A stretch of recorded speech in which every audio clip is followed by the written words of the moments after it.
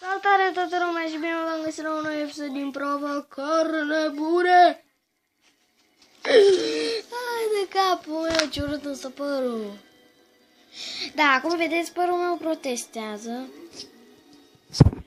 Și da, vreau să vă zic că Rareș este cel mai bun prieten al meu și el vrea să se apuce, nu știu, nu l-am întrebat, ar vrea să apuce de gaming și el. Și da, azi la vreo 8 seara noaptea o să fim live pe CSGO și o să facem un parkour map foarte șmecher, se numește Dead Run Temple.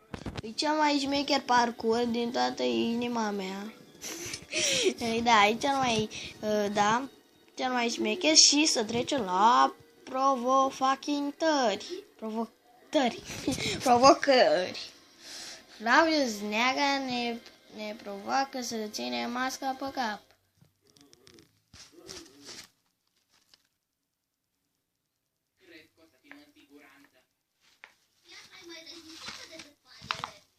Gata, am pe față, nu? Ok, va.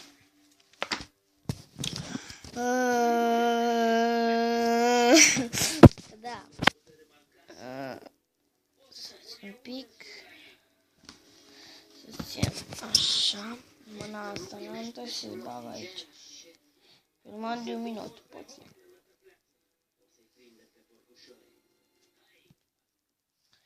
Da.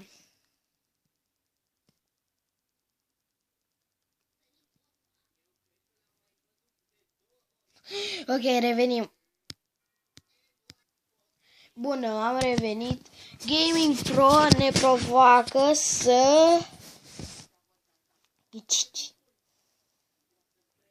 fac asta.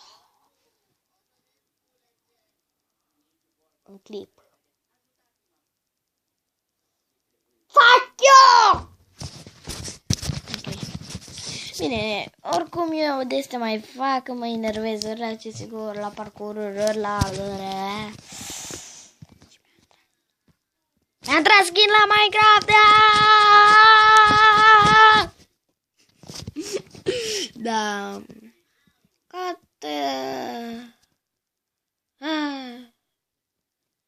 O să facem și challenge-uri. Păi da, cam atât a fost cu acest episod. Nu uitați să vă abonați, să dați un like și da, să nu uitați de amicul meu, Rareș. O să pun clipul. Observăm CSGO. Pa, stați un pic și acum închidem episodul. Pa!